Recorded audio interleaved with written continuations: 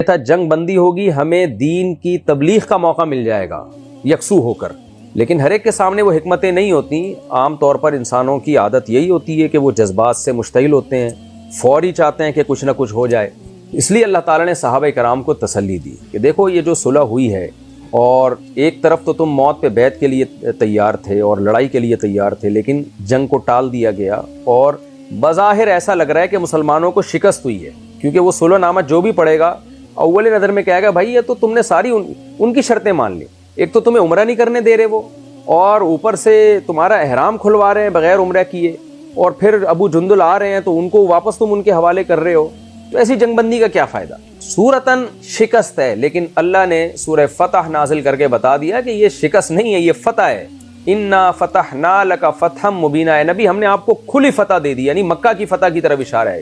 گویا کہ ہو گئی وہ مکہ بس فتح ہو گیا. اب کتنی بڑی دیکھیں قرآن کا یہ معجزہ ہے، اور کیسی یعنی پیش گوئی ہے کہ 10 سال بھی نہیں لگے، 8 ہجری میں مکہ فتح ہو گیا. یعنی یہ صلح کی برکات تم آگے جا کے دیکھو گے. ابھی تو تمہیں ایسا لگ رہا ہے کہ ہم نے دب کے صلح کی اور ہم نقصان میں جا رہے ہیں، لیکن بس ہم نے فتح دے دی ہے، آپ ہو گیا فتح مکہ بس. تو اب تم ایسے نہیں جاؤ گے. اچھا اگلے سال عمرہ کیا تھا صحابہ کرام نے. پھر وہ شاید میں شان نزول میں نا یہ واقعے کا یہ پہلو بیان کرنا بھول گیا. ہوا یہ تھا کہ جب معاہدہ ہوا نا کہ اس سال عمرہ نہیں کریں گے، اگلے سال عمرہ کریں گے، تو اگلے سال پھر آپ صلی اللہ علیہ وسلم نے عمرہ کیا، لیکن آپ نے بڑی تعداد میں اصحاب رسول کو آپ لے کر گئے کہ مشرکین کا کوئی بھروسہ نہیں، ایسا نہ معاہدہ توڑ دیں. تو اس میں پھر منافقین نہیں گئے، کیونکہ ان کو ڈر تھا کہ جنگ ونگ ہو گئی تو ہم تو مارے جائیں گے. تو ان منافقین کا بھی آگے تذکرہ ہے. اسی طرح صلح حدیبیہ میں بھی منافقین شریک نہیں ہوئے. جب نبی عمرہ کرنے جا رہے تھے نا صلی اللہ علیہ وسلم تو 6 ہجری میں، تو منافقین شریک نہیں ہوئے. اس وقت بھی ان کو ڈر تھا کہ پتہ نہیں کچھ ہو نہ جائے ہمارے ساتھ، اس لیے اس میں منافقین کی بھی برائی ہے. نہ اس سال گئے نہ اگلے سال گئے منافقین. تو اللہ نے فرمایا ہم نے آپ کو فتح دے دی ہے. لیغفر لک اللہ ما تقدم من ذنبک، ہم نے کیوں فتح دے دی آپ کو؟ مکہ بس ہوا چاہتا ہے، فتح ہونا چاہتا ہے، ہوا چاہتا ہے، یعنی ایسے جیسے یہ کام ہو گیا ہے، تاکہ اللہ آپ کی خطاؤں کو معاف کر دے. کیا مطلب؟ یعنی مکہ جب فتح ہوگا تو لوگ جوق در جوق اسلام میں داخل ہوں گے. تو یہ سب چیزیں آپ کے اعمال میں لکھی جائیں گی، صدقہ جاریہ بنیں گی آپ کے لیے. تو ظاہر ہے جو چیز صدقہ جاریہ بنتی ہے، نیکی بنتی ہے، وہ خطاؤں کی معافی کا ذریعہ بنتی ہے. یعنی آپ کو دنیاوی برکت بھی حاصل ہوگی مکہ کے فتح ہونے کے ذریعے، اور روحانی برکتوں میں کیا ہے کہ آپ کے درجات کا بلند ہونا اور آپ کی خطاؤں کا معاف ہونا. جو بھی خلاف اولا کام آپ سے ہوئے ہیں، جو افضلیت کے خلاف کام ہوئے ہیں، وہ بھی اللہ سارے معاف کرے گا، کیونکہ آپ دین کے دنیا میں پھیلانے کا ذریعہ بنیں گے فتح مکہ کے ذریعے. دیکھیں جب ہم کوئی سبب اختیار کرتے ہیں اور اس سبب کے نتیجے میں دین پھیلے، تو چونکہ ہم سبب بنے ہیں تو ہمیں بھی اس کا اجر ملتا ہے. اور اجر کی 2 صورتیں ہی قرآن بیان کرتا ہے، آپ کی خطائیں معاف ہوں گی اور آپ کے اعمال میں نیکیاں لکھی جائیں گی. تو اللہ نے فرمایا کہ روحانی برکت اس کی یہ ہوگی کہ اللہ تعالیٰ آپ کی خطاؤں کو معاف کرے گا. یعنی ہم مکہ اس لیے فتح کریں گے تاکہ آپ کی مزید خطائیں معاف ہوں، آپ کے درجات بلند ہوں. وما تأخر ويتم نعمته عليك، اور تاکہ اللہ اپنی اس نعمت کو آپ پر مکمل کر دے. اپنی نعمت کو، وہ نعمت کیا ہے کہ دین کا غلبہ. آپ اللہ کے آخری پیغمبر ہیں، تو یہ نعمت کی تکمیل ہوگی مکہ کے فتح کے ذریعے، آپ غالب آ جائیں گے. وَيَهْدِيَكَ صِرَاطًا مُسْتَقِيمًا، اور مکہ اللہ اس لیے بھی فتح کرے گا تاکہ آپ کو سیدھے راستے کی طرف رہنمائی کرے. کیا مطلب سیدھے راستے کی طرف؟ دیکھیں اب بھی یہ سیدھے راستے پہ چل رہے ہیں آپ، لیکن رکاوٹوں کے ساتھ. پورے طور پر اسلام پہ چلنا بہت مشکل ہے. بار بار مشرکین کی طرف سے، منافقین کی طرف سے رکاوٹ، مغلوب ہیں.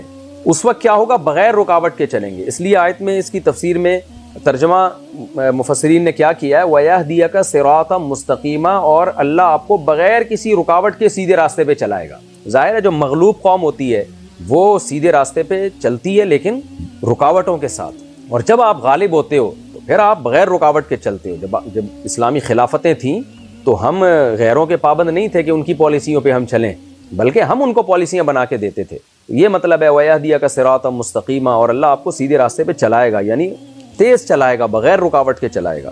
وَيَنصُرَكَ اللَّهُ نَصْرًا عَزِيزًا، اور مدد کرے تاکہ اللہ آپ کی زبردست مدد. ابھی بھی مدد ہوئی ہے احد میں، بدر میں، خندق میں، لیکن اب جو مدد ہوگی نا وہ بہت ہی خاندانی مدد ہوگی، جس کو میں اپنے الفاظ میں کہتا ہوں نصرًا عزیزا ہوگی وہ مدد. هُوَ الَّذِي أَنزَلَ السَّكِينَةَ فِي قُلُوبِ الْمُؤْمِنِينَ لِيَزْدَادُوا إِيمَانًا مَعَ إِيمَانِهِمْ. جب صحابہ کرام کو حکم دیا گیا نا کہ صلح حدیبیہ کو تسلیم کرو اور احرام کھول دو، ان پہ بہت شاق گزر رہا تھا، مضطرب تھے. حضرت عمر رضی اللہ تعالیٰ عنہ نہیں مان رہے تھے، وہ نبی کے پاس آئے کہ یا رسول اللہ کیا ہم برحق نہیں ہیں؟ آپ نے فرمایا ہاں ہیں۔ یا رسول اللہ کیا آپ اللہ کے پیغمبر نہیں ہیں؟ فرمایا ہاں میں اللہ کا پیغمبر ہوں۔ تو حضرت عمر فرماتے تھے کہ پھر ہم کیوں ان کی شرائط مان لیں اور ہم کیوں احرام کھول لیں؟ تو حضرت عمر کو اشکالات اور صرف حضرت ابو بکر کو یہ فضیلت حاصل ہے کہ ایک اشارتاً بھی انہوں نے اس موقع پر نبی صلی اللہ علیہ وسلم کے حکم پہ اشکال نہیں کیا، بلکہ جو بھی آتا آپ کے پاس کہتے اللہ کے رسول ہم سے زیادہ بہتر جانتے ہیں۔ باقی صحابہ کرام نے جو اشکالات کیے نا، اس کا مقصد ہی، ان اشکالات کا مقصد نبی کی مخالفت نہیں تھی، غیرت اور حمیت۔ وہ صرف دین، وہ تو لڑنے کے لیے تیار تھے، تو موت کے لیے کیا کوئی منافق معاذ اللہ تیار ہو سکتا ہے؟ کیونکہ بعض لوگوں نے نا، روافظ نے اس موقع پہ صحابہ کرام پہ بڑے اعتراضات کیے کہ دیکھو نبی کے فیصلے کو نہیں مان رہے تھے۔ بھائی وہ نہ ماننا نبی کی مخالفت کی بیس پہ نہیں تھا، نبی کی محبت میں تھا کہ بھائی ہم جان دینے کے لیے آئے ہیں، ہم تو لڑنے کے لیے آئے ہیں، ہم شہید ہو جائیں سارے، کوئی مسئلہ نہیں ہے۔ جبکہ نبی کا مقصد، ہدف تھا کہ یہ 1400 اصحاب اگر شہید ہو گئے، یہ تو میری ایک تیار کردہ ایک محنت ہے، اس کو میں میدان جنگ میں شہید کروانے کے لیے تو نہیں لایا، میرا تو ایک ویژن ہے۔ صلح حدیبیہ بہت ساری چیزیں سکھاتی ہے کہ ہمیں اپنے ویژن کو فوکس کرنا ہے۔ نہ اسلام میں لڑائی مقصد ہے، نہ سلو مقصد ہے، ہدف مقصد ہے۔ اس ہدف تک کیسے پہنچنا ہے آپ نے؟ آج ہماری دینی تحریکیں کیوں برباد ہو جاتی ہیں، کیوں ناکام ہو جاتی ہیں؟ سیاسی تنظیمیں بھی ہدف کو چھوڑ کر جو ذرائع ہیں ان کو مقصود بنا لیتے ہیں۔ تو ہدف اسلام کا غلبہ ہونا چاہیے، اس کے لیے جو طریقہ سوٹیبل ہو وہ آپ اختیار کریں۔ ہمارے یہاں ہدف مقصد نہیں ہوتا، ہمارے یہاں طریقے مقصود ہو جاتے ہیں۔ تو یہ سبق بھی دینا تھا امت کو آئندہ کے لیے، تو اس لیے اللہ نے صلح حدیبیہ کروائی۔ تو اللہ فرماتے ہیں کہ جو صحابہ کرام میں ایک اشتعال تھا، اللہ نے اس اشتعال کو بھی ختم کیا، یعنی ان میں پھر نبی کے فیصلے پر ان کو اطمینان ہوا۔ یہ بھی اللہ کی نعمت ہے۔ تو هو الذی انزل السکینہ، وہ اللہ وہ ذات ہے جس نے سکینت نازل کی مومنین کے دلوں پہ، یعنی صلح حدیبیہ پہ اور احرام کھولنے پر ان کو اطمینان دلا دیا، یعنی اللہ نے ان کے دلوں کو تبدیل کر دیا۔ بھائی جو نبی فیصلہ کر رہے ہیں وہ ٹھیک ہے، بس اطمینان رکھو، اسی میں خیر ہوگی۔ تو یہ اللہ کی نعمت ہے۔ فرمایا لیزدادوا ایمانا مع ایمانہم، تاکہ پہلے سے جو ان کا ایمان تھا نا، اس ایمان میں اور اضافہ ہو جائے۔ یہاں ایمان سے مراد ہوتا ہے ایمان کے تقاضے۔ تو صحابہ کے ایمان تھا، اس ایمان کا تقاضا کیا تھا کہ نبی نے جب موت پر بیعت کی، سب نے موت پر بیعت کر لی۔ تو دوسرے والے ایمان سے یہ مراد ہے کہ پہلے ان سب نے موت پر بیعت کی، تو اب اللہ کا حکم یہ ہے کہ لڑائی نہیں کرنی، ہم نے حدیبیہ کی صلح کو تسلیم کرنا ہے۔ یہ دوسری بڑی آزمائش تھی جو صحابہ کے لیے پہلے سے بھی زیادہ بڑی ہے، کیونکہ غیرت مند لوگوں کے لیے لڑنا آسان ہوتا ہے، صلح بہت مشکل ہوتی ہے۔ تو اللہ کہتے ہیں ہم نے ان کے ایمان میں مزید اضافہ کر دیا، یعنی پہلے جو ایمان کا تقاضا تھا وہ ایمان یہ تھا کہ موت پر بیعت، اور اب یہ ہے کہ نبی کے آرڈر کو تسلیم کرو اور لڑائی کو ختم کیا جائے۔ تو اللہ کہتے ہیں ہم نے ان کے پچھلے ایمان کے ساتھ ایک اور ایمان لے آئے، اور ان کا ایمان پہلے والے ایمان کے ساتھ بڑھ گیا، یعنی انہوں نے دوبارہ اطاعت کی نبی صلی اللہ علیہ وسلم کی۔ مقصد کیا ہے؟ اطاعت رسول۔ پہلے نبی کا حکم تھا بیعت کی ہے سب نے، اور اب حکم یہ ہے کہ نہیں لڑنا۔ تو یہ بھی پہلا حکم بھی مشکل ہے، موت پر بیعت آسان نہیں ہے، تبھی تو منافقین آئے نہیں تھے حدیبیہ میں۔ اور پھر جب یہ کہا جائے کہ ہم نے صلح کرنی اور واپس جانا، یہ بھی بہت مشکل حکم تھا۔ صحابہ نے دونوں حکم پر عمل کیا۔ اسی پر یہ آیت، یعنی اس آیت میں اسی مضمون کو بیان کیا گیا، اور صحابہ کرام کی تعریف کی گئی ہے کہ لیزدادوا ایمانا مع ایمانہم، تاکہ ان کا ایمان مزید ایمان کے ساتھ بڑھ جائے۔ یعنی یہ سب کچھ اس لیے ہوا، اللہ کی طرف سے سکینت اس لیے نازل ہوئی کہ اگر وہ سکینت نازل نہ ہوتی تو ظاہر ہے اشتعال میں رہتے، لیکن اللہ نے ان کے دلوں پر سکینت نازل کر دی۔ تو انہوں نے اس سکینت کی وجہ سے نبی کی اطاعت کی اور کہا کہ یا رسول اللہ جیسے آپ کا حکم، ہم اس حکم کو تسلیم کریں گے۔ تو اپنے مزاج کے خلاف کسی حکم کو تسلیم کر لینا، یہی ایمان ہے۔ تو اللہ کہتے ہیں پہلے بھی ایمان تھا، اس ایمان میں ہم نے مزید اضافہ کر دیا۔ پہلے ایمان یہ تھا کہ موت پر بیعت، اور اب ایمان یہ ہے کہ اپنے مزاج کے خلاف صلح ہوئی ہے لیکن نبی کے کہنے پر اس کو قبول کرنا۔ تو اللہ کہتے ہیں ہم نے یہ سکینت ان پہ نازل کی، اطمینان دلا دیا ان کے دلوں کو، جو نبی کا حکم ہے اسی کو فالو کرنا ہے۔ وَلِلَّهِ جُنُودُ السَّمَاوَاتِ وَالْأَرْضِ، باقی صحابہ کرام کو اللہ تسلی دے رہے ہیں کہ اگر تم یہ سمجھتے ہو کہ صلح کے نتیجے میں ہم مغلوب ہو جائیں گے، مشرکین تو جشن منائیں گے، تو اللہ فرماتے ہیں نہ، فتح اور نصرت میرے ہاتھ میں، کیونکہ اللہ کے لیے آسمانوں کے لشکر ہیں اور زمین کے لشکر جو فرشتے ہیں، تو اللہ چاہے تو فرشتوں کے ذریعے ان کو 2 منٹ میں ہلاک کر دے، لیکن دنیا دارالاسباب ہے، قیامت تک کے لیے ہدایات دینی ہے، ہر دفعہ فرشتے تھوڑی آئیں گے، تو سب کچھ اللہ ہی کے لیے ہے۔ وَكَانَ اللَّهُ عَلِيمًا حَكِيمًا، اور اللہ خوب جاننے والا اور حکمت والا ہے، یعنی جو ہوا اللہ کے علم اور اس کی حکمت کے موافق ٹھیک ہوا ہے۔ لِيُدْخِلَ الْمُؤْمِنِينَ وَالْمُؤْمِنَاتِ، اور یہ فتح جو ہوگی، ایک حکمت تو یہ ہے کہ اللہ پیغمبر صلی اللہ علیہ وسلم کے درجات بلند کریں گے، دوسری حکمت اس فتح میں کیا ہے؟ تاکہ اللہ داخل کر دے مومنین اور مومنات کو جنات میں، باغات میں، کیونکہ یہ مومن اور مومنات ان کی بھی خون اور ان کی بھی کوششیں اور ان کا بھی خون شامل ہے اس فتح میں. تو اس فتح کے بعد کیا ہوگا کہ اللہ تعالیٰ داخل کر دے گا، یعنی موت کے بعد مومنین اور مومنات کو باغات میں جن کے نیچے نہریں جاری ہیں، جس میں وہ ہمیشہ رہیں گے. اور وَيُكَفِّرْ عَنْهُمْ سَيِّئَاتِهِمْ، یعنی لِيُكَفِّرْ عَنْهُمْ سَيِّئَاتِهِمْ، کہ تاکہ اللہ ان کی خطاؤں کو بھی معاف کر دے.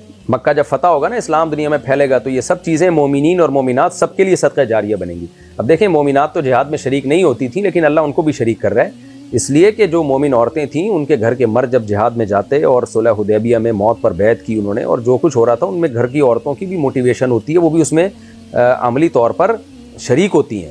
اس لیے اللہ تعالیٰ نے ایسے موقع پر صرف صحابہ کو بشارتیں نہیں سنائیں، ان صحابیات کو بھی بشارتیں سنائی ہیں جو صلح حدیبیہ میں شریک ہی نہیں تھیں، لیکن ان کا بھی ایک بہت بڑا کردار ہے.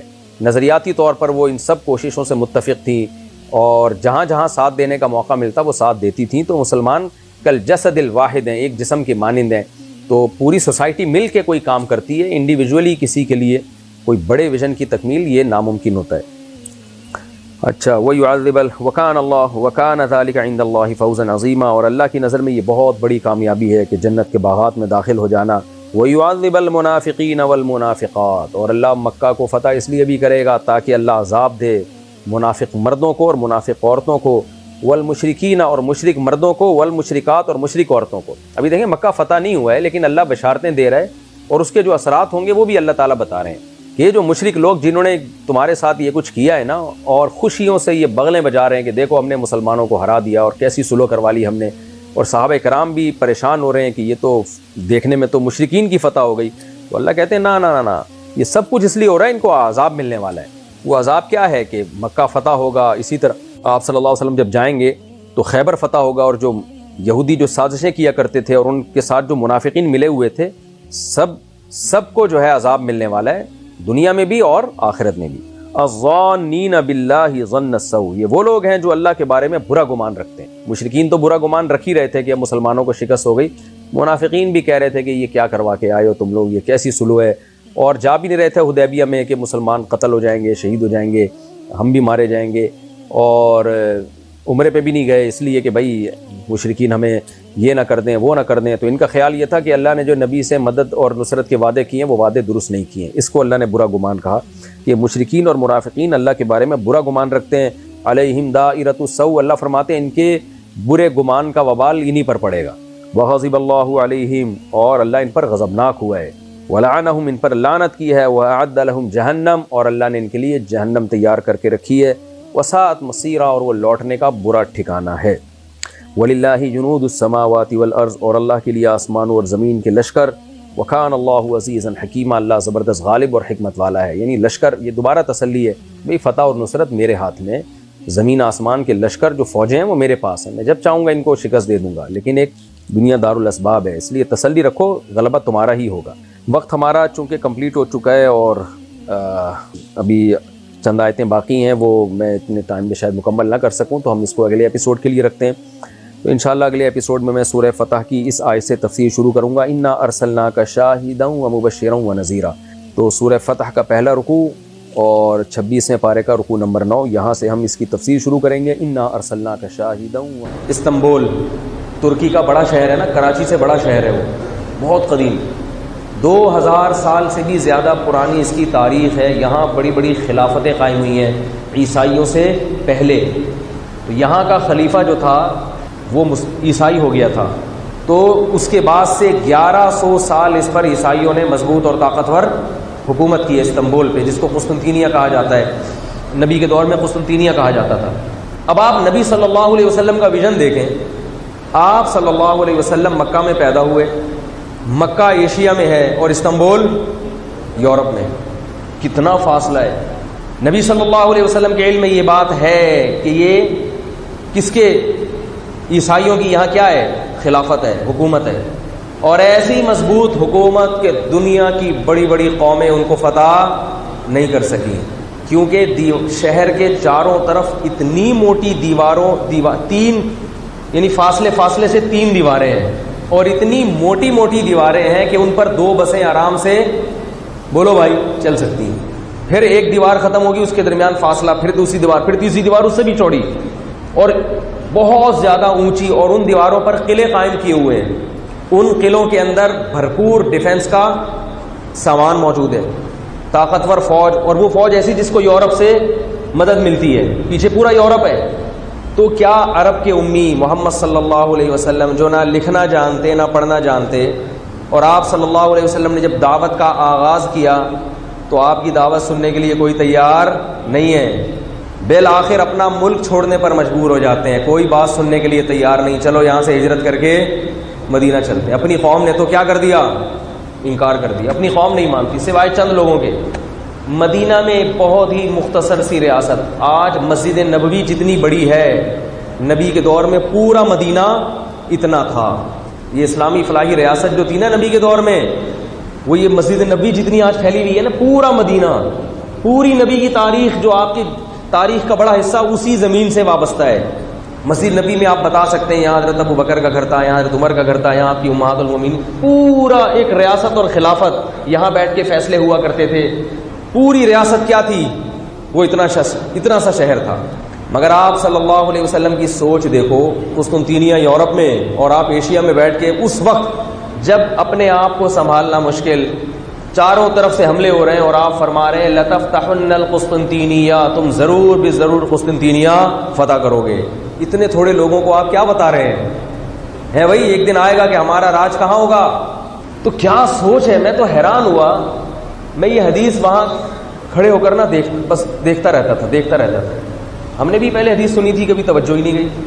فَلَنِعْمَ الْأَمِيرُ أَمِيرُهَا وَلَنِعْمَ الْجَيْشُ جَيْشُهَا. فرمایا کیا بہترین امیر ہوگا قسطنطینیہ کو فتح کرنے والا، اور کیا خوبصورت لشکر ہوگا جو قسطنطینیہ فتح کرے گا. خدا کی قسم یہ حدیث محمد صلی اللہ علیہ وسلم کے سچے نبی ہونے کی دلیل ہے. عرب میں بیٹھ کر آپ ایسی پیشگوئی کر رہے ہیں، اور پیشگوئیاں تو آپ نے اور بھی بہت کی ہیں، مگر یہ الفاظ کہ اس کا امیر سب سے بہترین کمانڈر. کیوں؟ تاریخ نے بتا دیا کہ اس کا امیر واقعی کوئی بہت ہی بہترین کمانڈر ہوگا. اس کو فتح کرنا آسان نہیں ہے. اور آپ صلی اللہ علیہ وسلم نے فرمایا جس نے قسطنطینیہ پہ حملہ کیا اللہ ان مجاہدین کی مغفرت کر دے گا. جنت کی خوشخبری سنائی آپ صلی اللہ علیہ وسلم. یہی وجہ ہے کہ اس خوشخبری کو سن کر صحابہ کرام دوڑے. حضرت انس رضی اللہ تعالی عنہ کی خالہ تھی بنت ملحان ان کا نام تھا. بنت ملحان نام ابھی ذہن سے نکل گیا، کچھ ان کی مخصوص کنیت تھی. رومان بنت ملحان. رسول اللہ صلی اللہ علیہ وسلم ایک دن خواب سے بیدار ہوئے اور مسکرا رہے تھے. پوچھا یا رسول اللہ کیا خواب آیا آپ کو، آپ کیوں مسکرا رہے ہیں؟ فرمایا میں نے خواب میں دیکھا کہ میری امت کا ایک لشکر سمندر پہ سوار ہے، ایسے جیسے بادشاہ تخت پہ بیٹھے ہوئے ہوتے ہیں. یعنی ایک وقت آنے والا ہے کہ میری امت سمندروں پہ کیا کرے گی؟ ارے بولو نا یار، راج کرے گی سمندروں پہ. سمندر پہ کیا کرے گی؟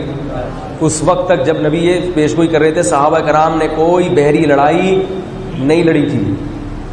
میری امت سمندر پہ بیٹھ کر حملہ کرے گی اور ایسے شان کے ساتھ سمندروں پہ سفر کرے گی جیسے بادشاہ اپنی تخت پہ بیٹھے ہوئے ہوتے ہیں.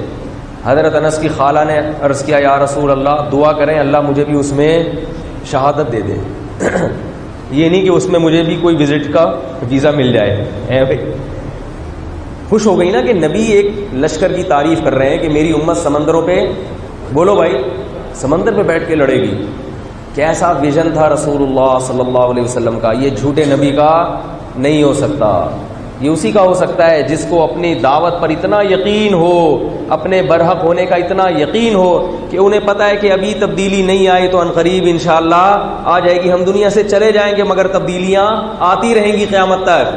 امت کو ایک ٹریک پہ چلا کے چلے گئے، ایک راستے پہ چلا کے چلے گئے. دوسرا لشکر، ہاں حضرت انس کی خالہ نے کہا کہ یا رسول اللہ دعا کریں اللہ مجھے بھی اس میں شہادت دے دے. مجھے بھی اس میں کیا دے؟ کیونکہ وہ آپ اس کی اپنی زبان مبارک سے اس کی تعریف کر رہے ہیں. اللہ خواب میں آپ کو خوشخبریاں دے رہے ہیں تو بڑا مبارک لشکر ہوگا. دعا کریں کہ مجھے بھی اللہ اس میں شہادت دے دے. پھر آپ صلی اللہ علیہ وسلم نے دوسری خوشخبری سنائی کہ میری امت کا ایک گروہ قسطنطینیہ پہ حملہ کرے گا جس کی اللہ نے مغفرت کر دی ہے. اللہ نے وعدہ کر لیا اس سے مغفرت. انہوں نے اس کے یا رسول اللہ. ہاں پھر آپ صلی اللہ علیہ وسلم دوبارہ سوئے پھر نیند سے بیدار ہو کر اٹھے اور آپ صلی اللہ علیہ وسلم کے لبوں پہ مسکراہٹ تھی. پھر صحابیہ نے پوچھا یا رسول اللہ کیوں مسکرا رہے ہیں؟ فرمایا میں نے خواب میں دیکھا کہ میری امت کے ایک لشکر استنبول پہ حملہ کر رہا ہے اور اللہ نے ان کی کیا کر دی ہے؟ مغفرت. حضرت ام رومان نے فرمایا یا رسول اللہ دعا کریں اللہ مجھے ان میں شامل کر لے. فرمایا تم پہلوں میں ہو. تم کس میں؟ اسی وجہ سے حضرت معاویہ رضی اللہ تعالیٰ عنہ کے دور میں یہ پیشگوئی پوری ہوئی ہے. آپ نے پہلا بحری بیڑا بنایا ہے حضرت معاویہ نے, جس نے سمندر پہ بیٹھ کے یہ عجیب بات آپ کو بتاؤں, دنیا میں بحری جنگیں لڑنے کا سلیقہ یہ کس نے سکھایا ہے؟ مسلمانوں نے. تبھی انگریزوں کے ہاں اب تک مسلمانوں کی جو بحری لڑائی ہے نا اس کے الفاظ اب تک استعمال ہو رہے ہیں. ایڈمرل کا جو لفظ ہے نا یہ امیر البحر سے نکلا ہے. سمندر کی جو فوج ہے اس کا جو امیر ہوتا تھا اس کو کیا کہتے تھے؟ امیر البحر. وہ لفظ چینج ہو کر کہاں چلا گیا؟ ایڈمرل انگلش میں. نبی صلی اللہ علیہ وسلم نے اس وقت خواب دیکھا اور وہ خواب پورا کب ہوا؟ 700 سال کے بعد. قسطنطینیہ کب فتح ہوا ہے؟ بولو نا بھائی, 700 سال کے بعد فتح ہوا ہے. اور کیسے محنت کی ہے وہاں مجاہدین نے اس کو فتح کرنے کے لیے.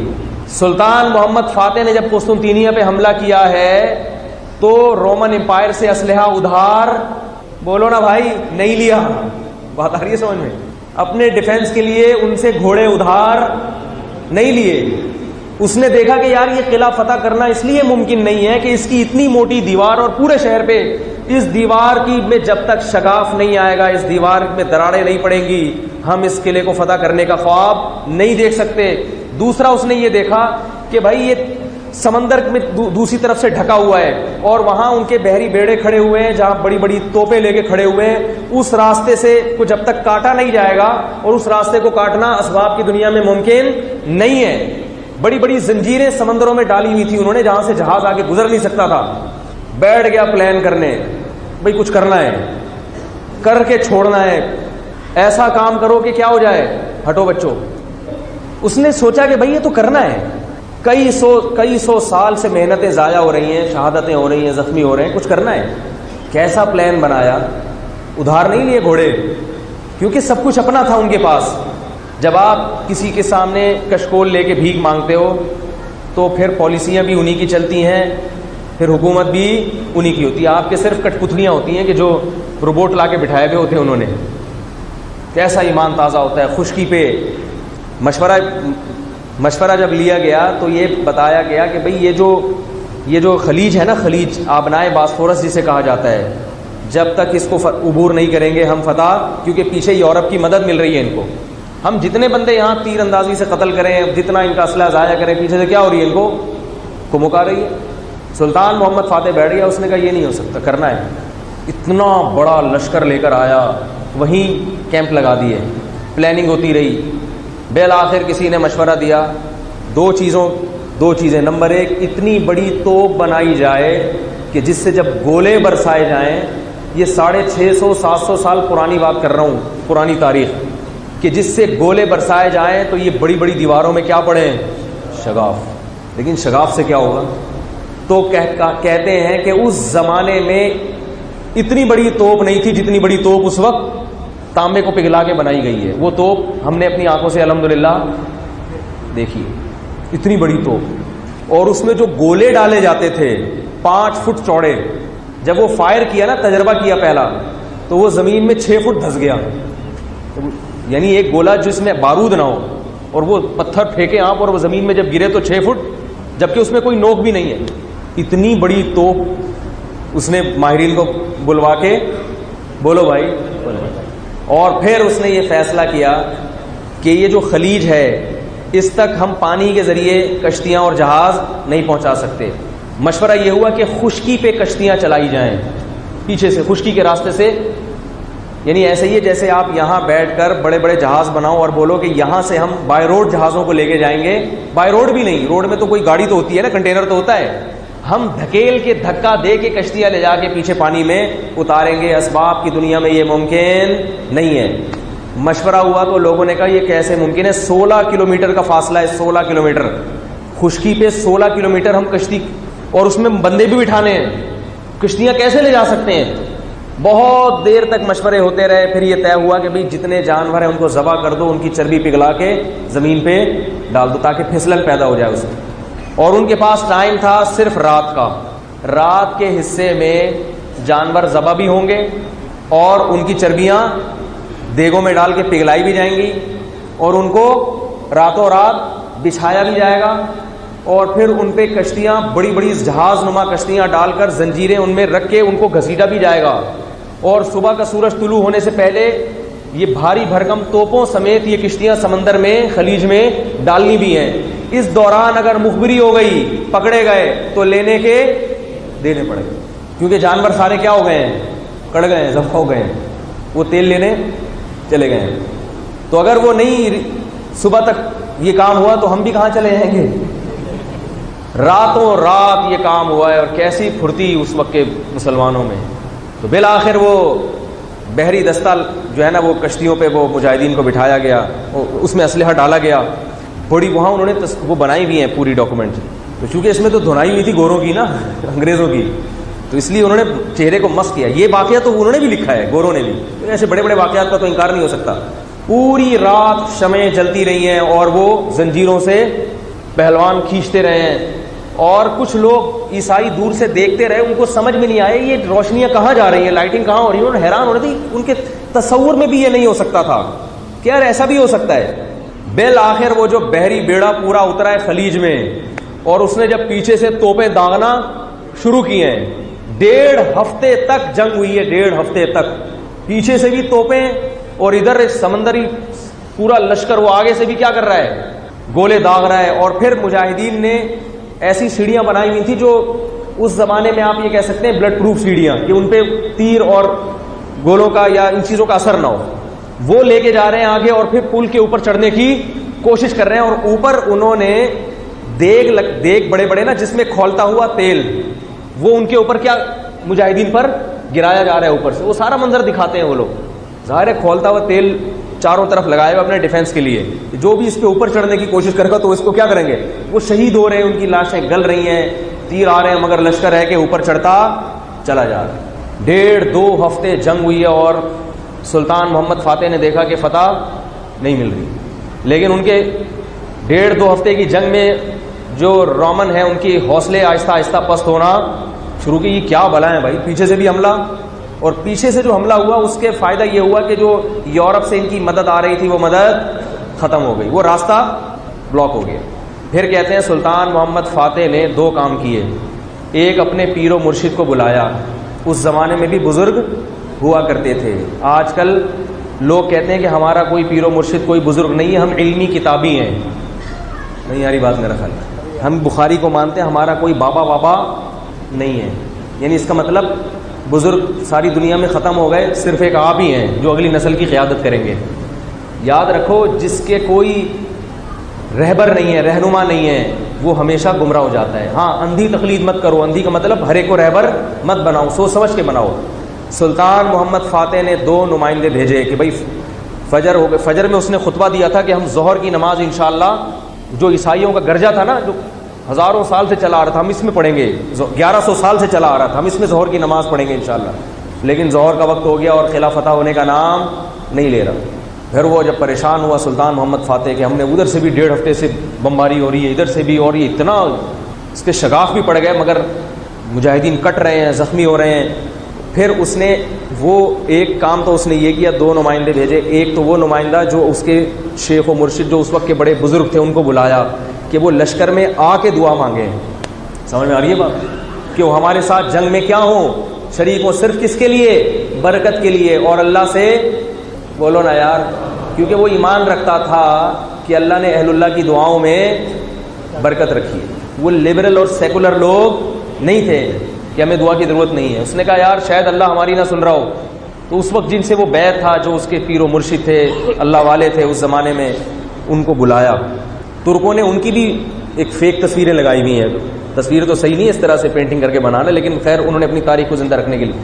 دوسرا اس نے وہ کام کیا، وہ فورس بلوائی جو اس کی اسپیشل فورسز کہلاتی تھی، جو ہر وقت اس کے ساتھ رہتے تھے، جن کے بارے میں یہ تھا کہ انہوں نے موت پر بیعت کی ہوئی ہے کہ اگر ہمیں کسی جنگ میں دھکیلا، وہ اس نے بچا کے رکھی ہوئی تھی.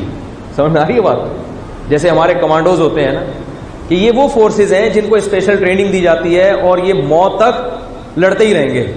تو بالآخر اس نے وہ فورس بلوائی اپنی, اور جب وہ فورس آئی ہے, ان کے آج تک ترک اب جو ہے نا طیب اردگان, انہوں نے اپنی ہسٹری کی حفاظت کے لیے الحمدللہ ان چیزوں کو دوبارہ سے زندہ کرنا شروع کر دیا. تو ان کے پورے فوجی حلیے میں انہوں نے وہ بھی بنائے ہوئے ہیں, پورے ان کے ایک ڈیزائننگ کی ہوئی ہے, پوری ایک سیٹ اپ بنایا ہوا ہے تاکہ وہ یونیورسٹی اور کالج کے لڑکوں کو تاریخ سے آگاہ کرتے رہتے ہیں. جب وہ فوج آئی ہے تو الحمدللہ اس کے بعد سے جنگ کا پلڑا مسلمانوں کے حق میں آنا شروع ہوا, اور مزہ اس وقت آیا. ہم نے وہ بھی دیکھا, انہوں نے آغا حسن نام کا ایک آدمی تھا اس کی فوج میں, اس نے یہ قسم اٹھائی تھی کہ میں یہ خلافت عثمانیہ کا جو جھنڈا ہے, میں یہ جھنڈا انشاءاللہ اس قلعے کے سب سے اوپر جو قلعہ ہے نا اس کی چھت پہ یہ انشاءاللہ یہ جھنڈا گاڑوں گا.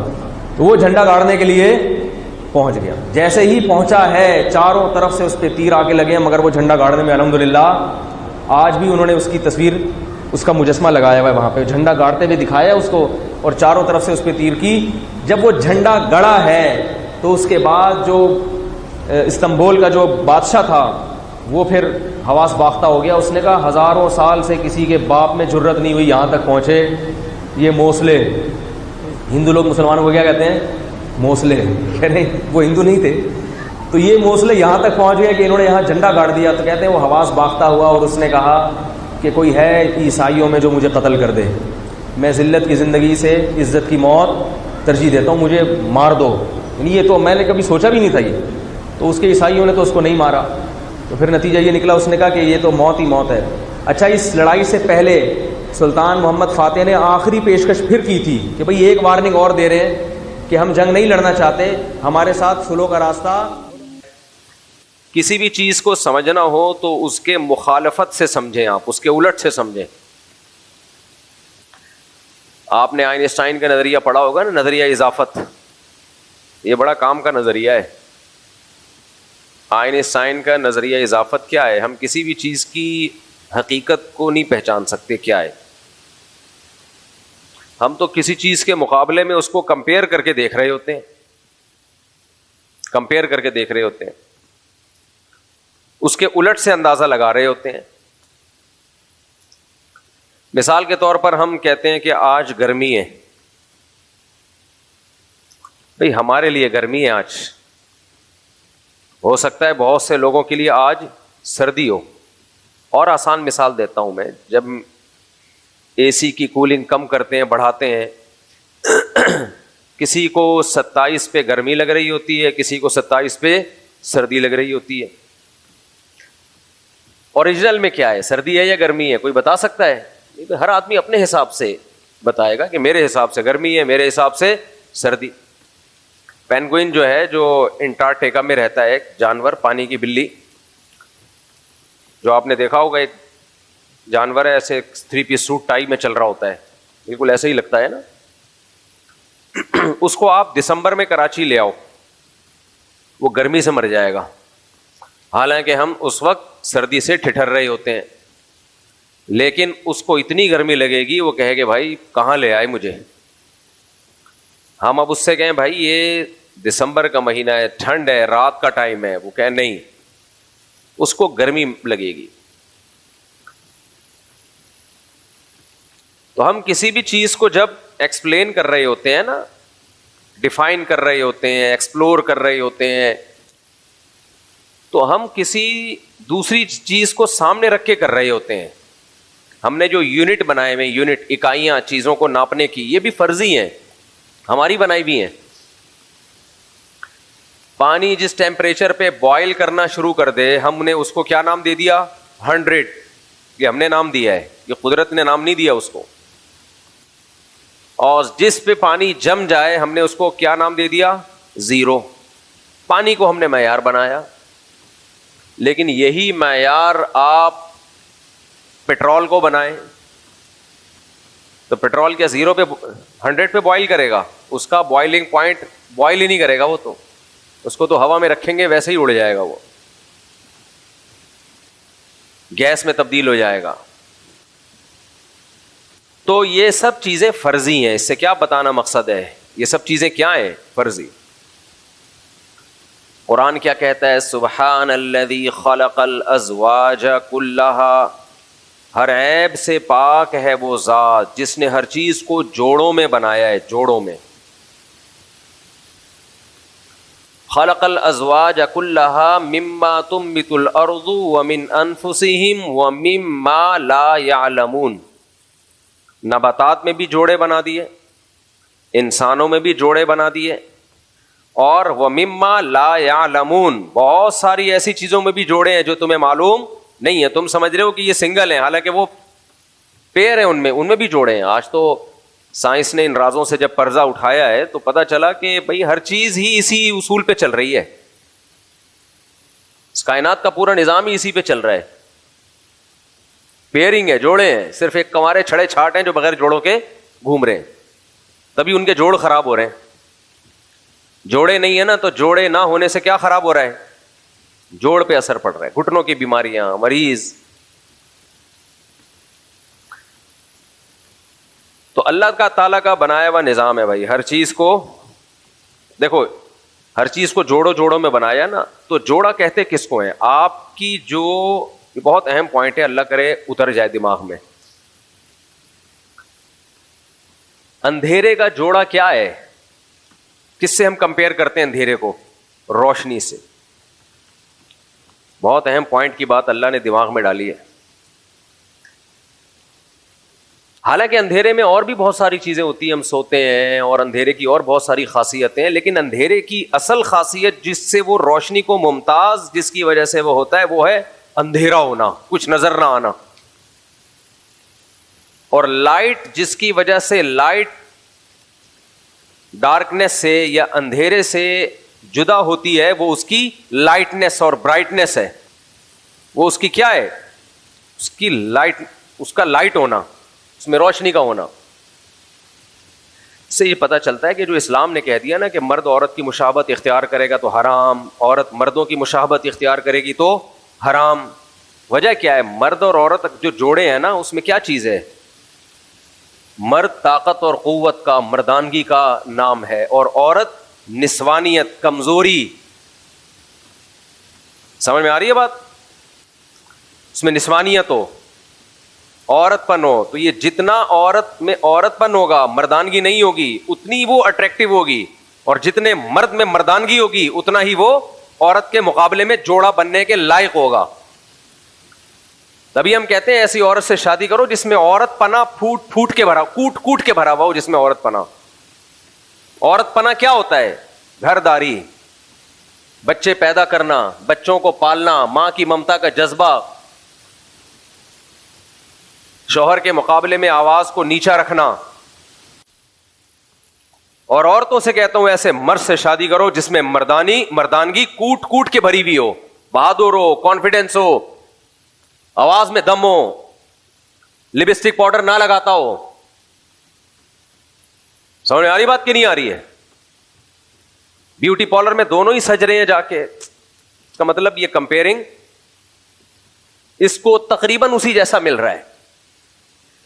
اور وہ مردوں والی ڈریسنگ کر رہی ہے، شوہر کی اطاعت نہیں کر رہی، بچے پیدا نہیں کر رہی، ماں کی ممتا ہی نہیں ہے. کہہ رہی میں نے ابھی لائف کو انجوائے کرنا ہے، میں ابھی مردوں کے شانہ بشانے چل رہے ہیں. جیسے آج کل لبرل انٹیاں خواتین کو الو بنا رہی ہیں، میں نے مردوں کے شانہ بشانہ چلنا ہے، میں کوئی بچے پیدا کرنے کی مشین نہیں ہوں، اور آنکھوں میں آنکھیں ڈال کے بات کرنی ہے، مردوں کی اطاعت نہیں کرنی. اور وہی مردانگی والے بال یہاں تک کرا لینے، پتہ ہی نہیں چل رہا جمشید صاحب ہیں یا کوئی خاتون ہے، پتہ ہی نہیں چل رہا. باہر ملکوں میں بوڑھی عورتیں بالکل اتنے سے بال رکھتی ہیں، قابل ترس حالت ہے ان کی. وجہ کیا ہے؟ ان بیچاریوں کے کوئی بال بنانے والا بھی نہیں ہوتا، اس لیے بالوں میں مسائل کھڑے ہوتے ہیں تو وہ مشین پھیر دیتی ہے. وہاں کی بوڑھی عورتیں اور جمشید میں کوئی فرق نظر نہیں آتا. ہماری بوڑھی عورتوں کے تو بچے بال بنا رہے ہوتے ہیں، بیٹیاں، پوتیاں اور بہویں، یہ سب خدمتیں کر رہے ہوتے ہیں.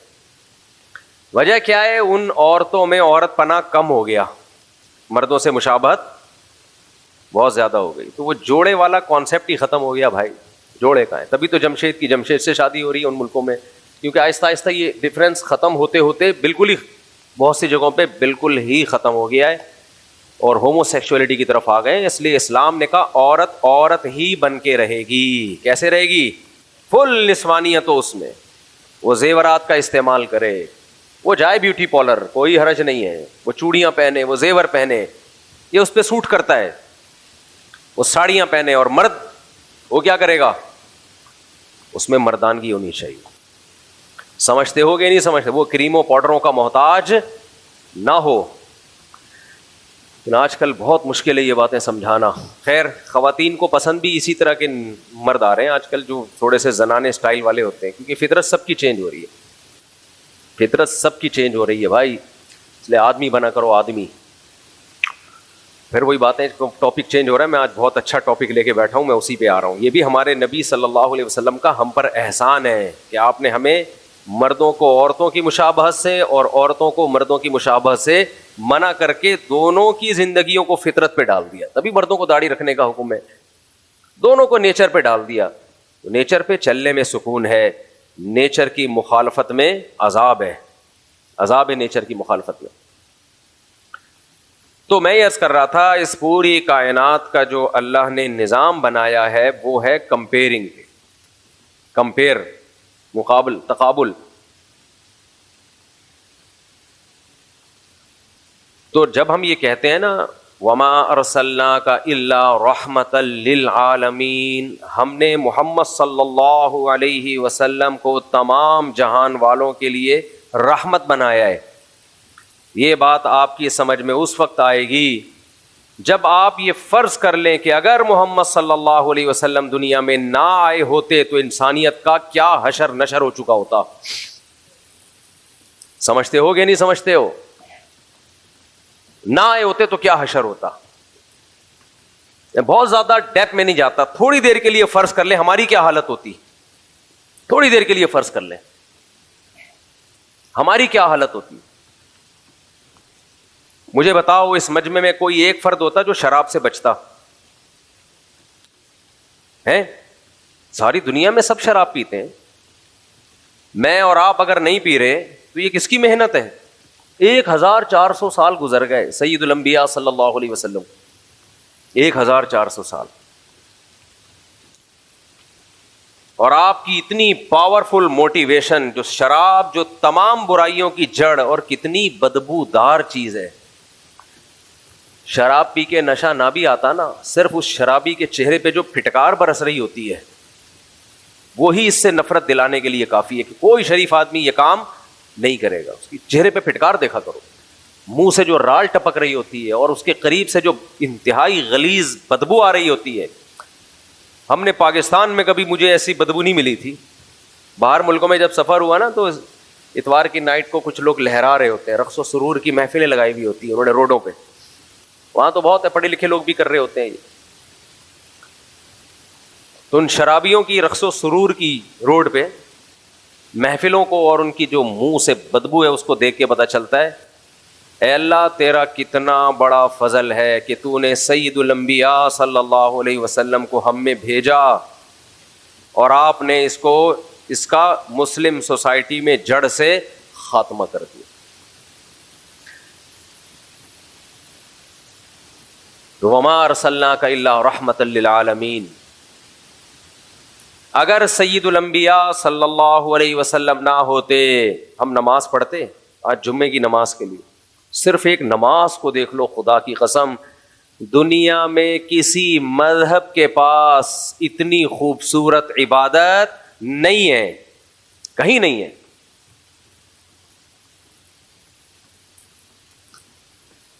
یہ صرف نماز نہیں ہے, اس سے پہلے ہم 3 دفعہ دانت صاف کرتے ہیں, کلی کرتے ہیں, 3 دفعہ ناک صاف کرتے ہیں, 3 دفعہ چہرہ, اور جمعے کے دن غسل کرتے ہیں. گھروں کو پاک رکھتے ہیں, گھروں کو صاف رکھتے ہیں. کس کی وجہ سے؟ نماز کی وجہ سے. آپ کہہ سکتے ہو یہ تو غیر مسلم بھی کرتے ہیں, انگریز بھی کرتے ہیں. پہلی بات اس طرح نہیں کرتے جس طرح ہم کرتے ہیں.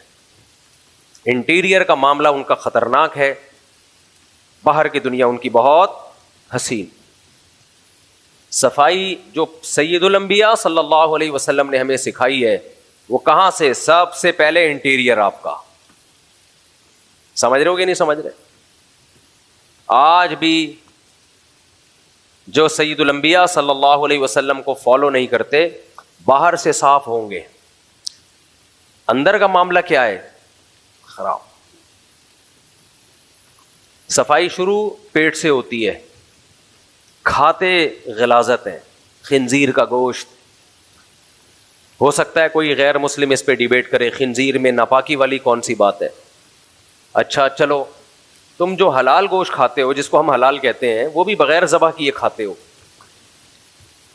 آپ میڈیکل سائنس سے پوچھیں, ساری دنیا کے سارے ڈاکٹر متفق ہوں گے کہ خون کھانے پینے کی چیز, انسانوں کے کھانے کی چیز نہیں ہے, گندی چیز ہے, اتنی غلیظ چیز ہے کہ خون اگر کپڑوں پہ لگ جائے تو نماز نہیں ہوتی. دنیا کا کوئی مذہب اگر اس خون کو کھانے کی اجازت دے رہا ہے تو کیا وہ صاف ستھرا مذہب ہو سکتا ہے؟ سید الانبیاء صلی اللہ علیہ وسلم کی تعلیمات ہیں کہ جانور کو ذبح کر کے کھاؤ تاکہ اس کا گندا خون اس کی باڈی سے نکل جائے. مسلمان گوشت بھی صاف ستھرا کھاتا ہے. بھائی یہ کس کی رحمت کے اثرات ہیں؟ سید الانبیاء. یہ آپ کا ہم پر احسان ہے. اسلام, قرآن, نبی ایک ہی چیز کے نام ہے, ایک ہی چیز کے نام ہے. جو قرآن نے کہا وہی نبی نے کہا, جو نبی نے کہا وہی قرآن نے کہا, اور اسی کا نام اسلام ہے. لیکن ہمارے نبی صلی اللہ علیہ وسلم کو یہ امتیازی حیثیت حاصل ہے کہ قرآن اللہ کا کلام, اسلام اللہ کا دین. لیکن ٹینشن کس نے اٹھائی ہے دعوت اور تبلیغ کی؟ سید الانبیاء صلی اللہ علیہ وسلم نے. بوجھ کس پر آیا ہے؟ قرآن پہ آیا ہے یا اسلام پہ آیا ہے یا نبی پہ آیا ہے؟ نبی پہ آیا ہے. جو آپ کے لیے تکلیفیں اٹھاتا ہے, کریڈٹ کس کو دیا جاتا ہے؟ اس کو دیا جاتا ہے جو بوجھ اٹھائے آپ کے لیے. تو اس دعوت کے کام میں جو آج ہم تک اسلام پہنچا ہے, اس میں سب سے زیادہ بوجھ کس نے اٹھایا ہے؟ کس ہستی نے؟ سید الانبیاء صلی اللہ علیہ وسلم نے. تو میں عرض کر رہا تھا, ہمیں جو نبی نے صفائی سکھائی ہے وہ سب سے پہلے وہ صفائی کہاں سے شروع ہوتی ہے؟ اندر سے. مسلمان غلاظت نہیں کھاتا. دنیا میں آپ تحقیق کر لو, سب سے زیادہ پاکیزہ خوراکیں آج بھی مسلمانوں کی ہیں. کتے بلی نہیں کھاتے ہم الحمدللہ. کراچی میں رہیں گے تو کتے ہمیں کھائیں گے, یہ ایک الگ بات ہے. پھر اس کا اسلام سے کوئی تعلق نہیں ہے. تو ہمارے حکمران بھی کھا رہے ہیں ہمیں, اور ساتھ ساتھ کراچی کے کتے بھی کھا رہے ہیں. چائنا والے بھی حیران ہوتے ہیں, یار دنیا کا واحد ملک ہے, چائنا والوں کو کتا نظر آ جائے چھوڑتے نہیں ہیں, وہ کتے پن پہ آ جاتے ہیں فوراً کتے کو دیکھ کے. گلگت میں ایک آدھ کتے تھے, وہ ہمارے ایک دوست بیٹھے ہوئے تھے, میں چائے میں پی رہا تھا کسی ہوٹل میں, تو انہوں نے کہا مفتی صاحب یہ کتا نظر آ رہا ہے نا, کسی چائنیز کو یہ کتا نظر آ گیا نا تو پھر یہ کتا کسی اور کو کبھی قیامت تک کبھی نظر نہیں آئے گا, فوراً پکڑ لیتے ہیں. تو چائنا والے حیران ہوتے ہیں دنیا کا کیسا ملک ہے, ہم کتے کھاتے ہیں اور کتے ان کو کھاتے ہیں. خیر, آج ہماری خوراکیں پاکیزہ ہیں, اس کی وجہ کیا ہے؟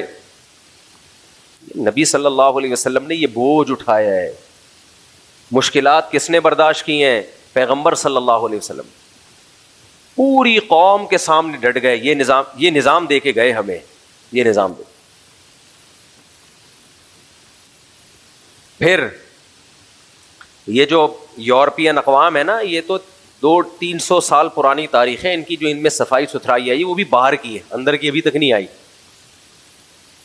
یہ 150-200 سال, زیادہ اس سے بھی پرانی نہیں ہے. اور ان کی کتابوں میں لکھا ہوا ہے کہ یہ نہانا دھونا اور یہ صفائی ہم نے کہاں سے سیکھی ہے؟ مسلمانوں سے سیکھی ہے. ہمارے ایک ریلیٹیو مرچنٹ نیوی میں بہت ٹریولنگ تھی ان کی, کہتے ہیں گورے جو پڑھے لکھے تھے وہ بتاتے تھے کہ ہم نے نہانا مسلمانوں سے سیکھا ہے, ہمارے باپ داداؤں نے. پہلے جائیں آپ. تو میں نے آیت جو قرآن مجید کی پڑھی تھی, وما ارسلناک الا رحمۃ للعالمین, میرے بھائی نبی صلی اللہ علیہ وسلم کا ہم پر احسان کہ ہمیں صاف ستھرا, اگر سید الانبیاء دنیا میں نہ آتے تو آج ہم حلال کھاتے. اسلام نے ہمیں, نبی نے ہمیں بتایا. دیکھو حضرت جعفر طیار رضی اللہ تعالیٰ عنہ نے جب نجاشی کے سامنے تقریر کی نا, تو نجاشی نے پوچھا کہ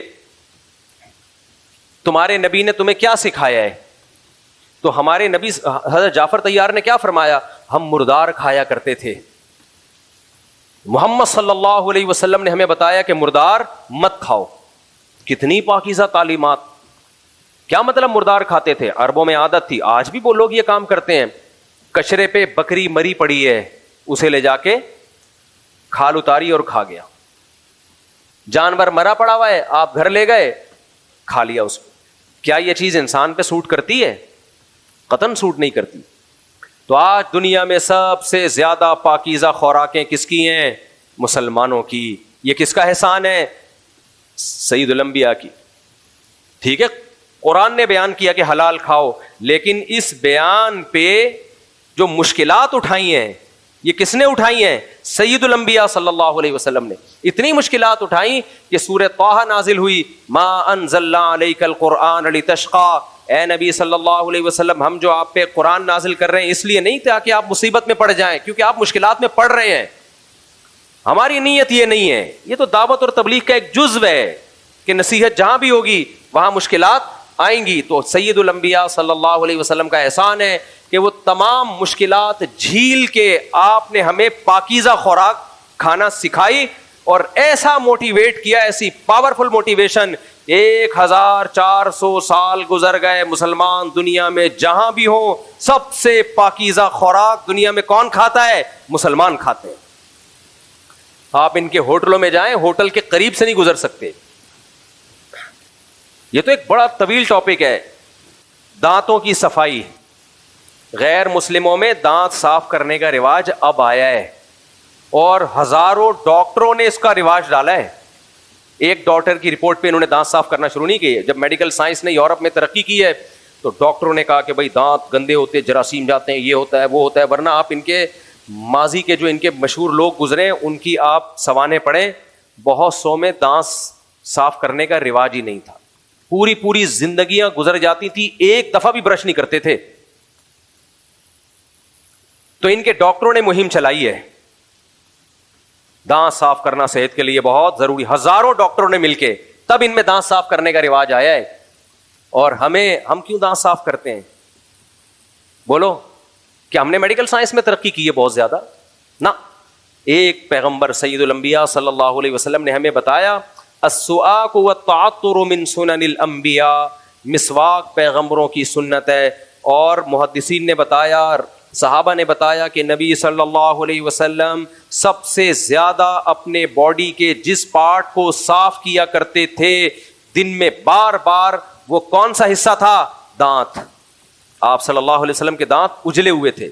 صحابی کہتے ہیں جب آپ صلی اللہ علیہ وسلم مسکراتے تھے تو ایسا لگتا تھا آپ کے ثنایا سے نور کی کرنیں نکل رہی ہیں. کوئی ڈینٹسٹ نہیں تھے اس وقت. آج کل تو ڈینٹسٹ پالشیں لگا لگا کے سفید کر رہے ہوتے ہیں دانت کو. یہ جو آپ کو جو بڑی مشہور سیلیبریٹیز ہیں نا, ان کے ایسے چمکتے ہوئے دانت نظر آ رہے ہوتے ہیں, تو یہ چمکتے ہوئے نہیں ہوتے ہیں. یہ ڈاکٹروں نے کیا کیا ہوا ہوتا ہے. درجنوں میں کسی ایک کے نیچرل بھی ہوتے ہیں, لیکن یہ سب ڈاکٹروں کے کمالات ہیں. ڈاکٹر کے اپنے نہیں اتنے چمک رہے ہوتے جتنے ان کے چمک رہے ہوتے ہیں. چند ایک ہوتے ہیں ان میں. تو آج ہم دانت صاف کرتے ہیں, تو یہ کس کا احسان ہے ہمارے اوپر؟ محمد صلی اللہ علیہ وسلم کا. تبھی اللہ کہتے ہیں آپ تمام جہان والوں کے لیے رحمت. پھر غسل, باڈی کی صفائی. اگر سید الانبیاء صلی اللہ علیہ وسلم دنیا میں نہ آتے, اسلام اور مسلمان تو دور کی بات, پوری دنیا میں نہانے کا رواج نہ ہوتا. یہ تو میں نے بتایا, غیر مسلم جو انگریز ہیں وہ اعتراف کرتے ہیں ہمیں نہانا کس نے سکھایا ہے؟ مسلمانوں نے سکھایا. آج بھی یورپ کے بعض ممالک ایسے ہیں, میں ان ملکوں کا نام نہیں لیتا. ہمارے ایک ریلیٹو گئے, کہتے ہیں مجھے یورپ کے کنٹری کا پتہ چلا, وہ بہت نفیس قوم ہے, بہت صاف ستھرے اور خوشبودار قوم ہے. کہتے جب میں وہاں گیا تو پتہ چلا کہ ان سے زیادہ بدبودار قوم دنیا میں کوئی بھی نہیں. اور ان کی خوشبوئیں مشہور اس لیے کہ ان کی بدبوئیں بہت مشہور ہیں. ان بدبوؤں کو چھپانے کے لیے ضرورت ایجاد کی ماں ہے نا, کیا خیال ہے؟ تو ان کی بدبوؤں کے بھبوکے اتنے دنیا میں مشہور تھے کہ اس کو چھپانے کے لیے پھر اس میں جو خوشبوؤں کی صنعت نے ترقی کی ہے.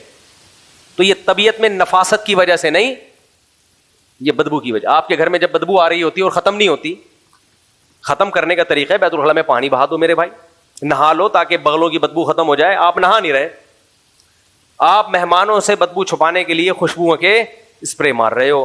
کب تک چھپو گے پیڑوں کی آڑ میں؟ کبھی تو ملو گے لنڈا بازار میں, ایک دن وہ بدبو پکڑی جائے گی. تو آج مسلمانوں میں صفائی کیوں ہے؟ یہ اسلام ہے بھائی. میں نے غیر مسلم کو دیکھا, سب غیر مسلم ایسے نہیں ہوتے, کسی غیر مسلم کا مذاق اڑانا مقصد نہیں ہے, لیکن اگر کوئی غیر مسلم ایسا ہوتا ہے جیسا میں بتا رہا ہوں تو صرف اسلام نہ ہونے کی وجہ سے ہوتا ہے, اس کے پاس اسلام نہیں. میں کنٹری میں تھا باہر,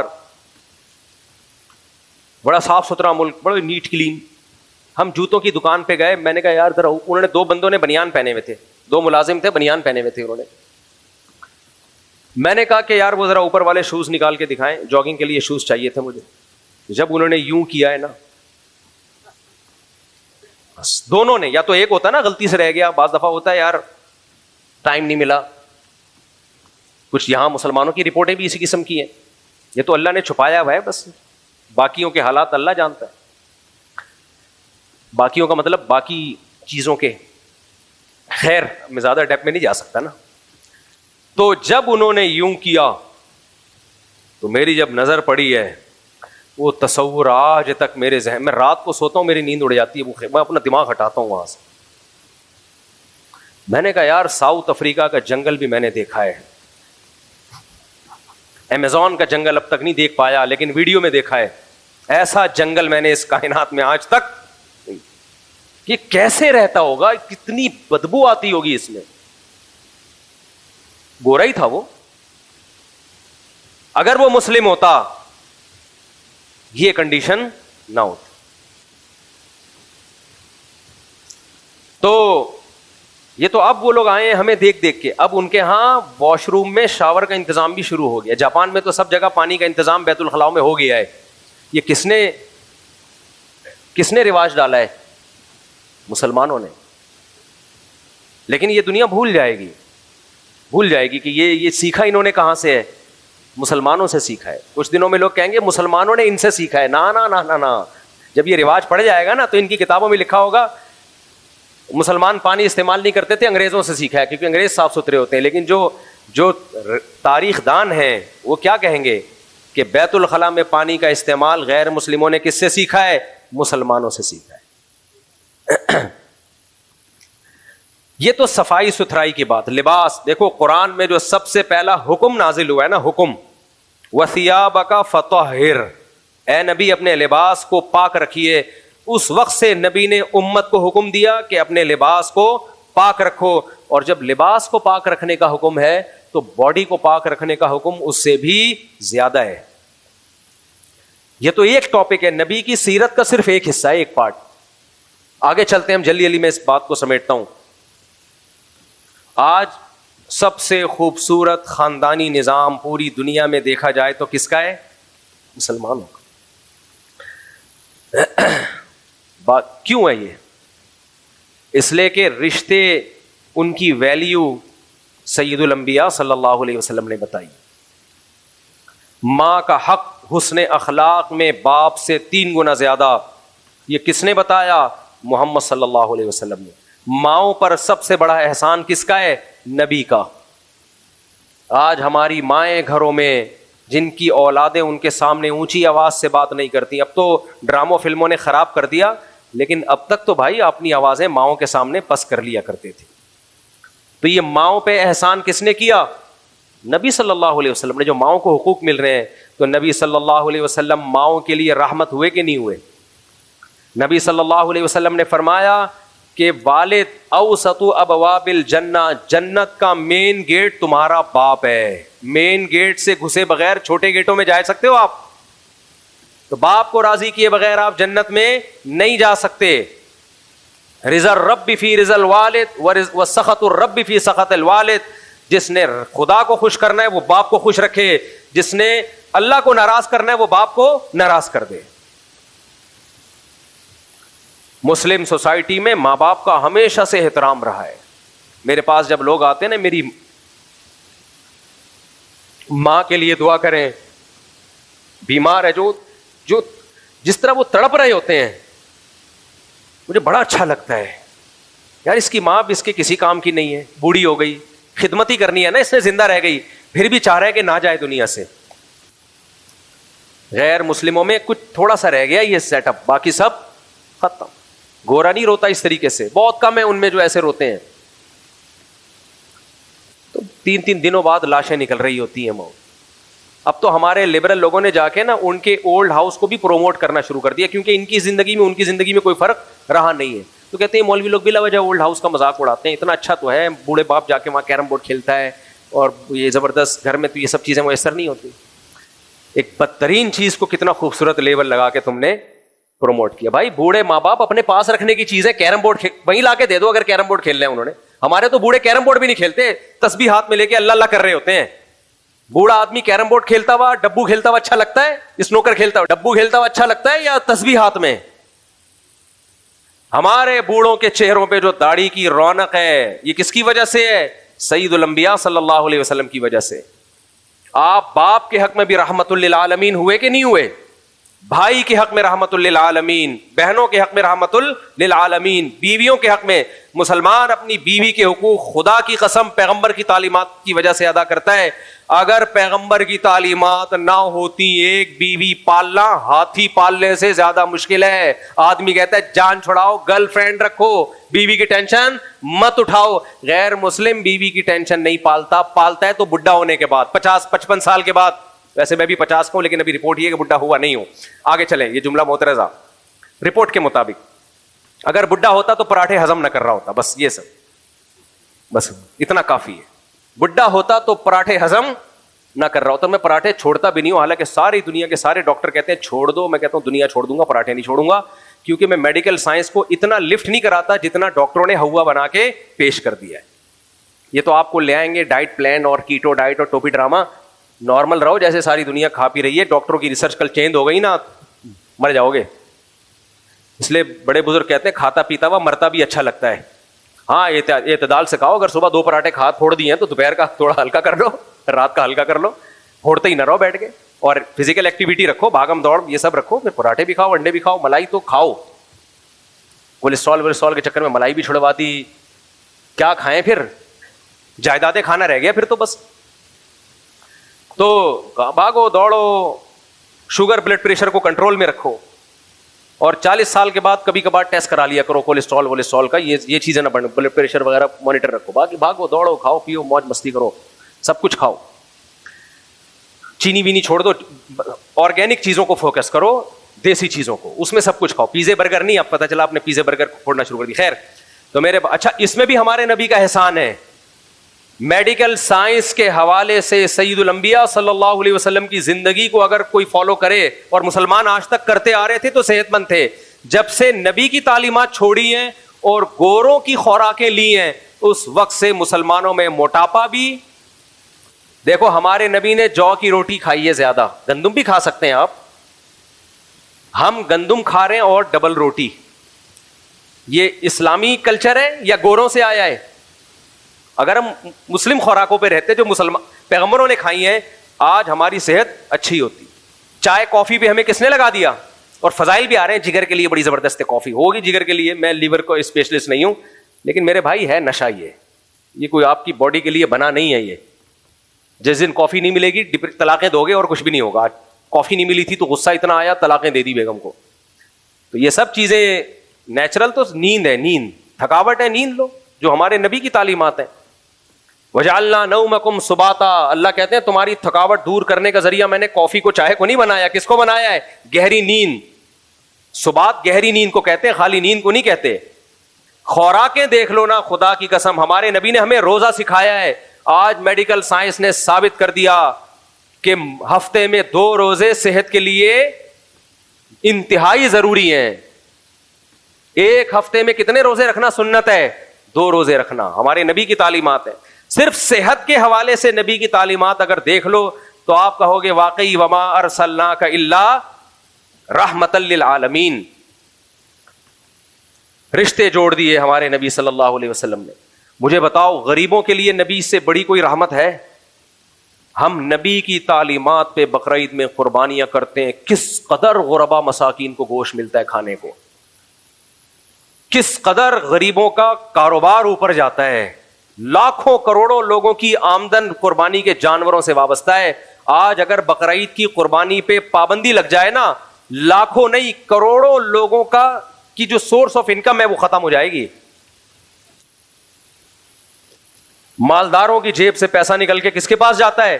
غریبوں کے پاس. زکات میں دیکھ لو آپ کتنا پیسہ زکاتوں میں نکلتا ہے.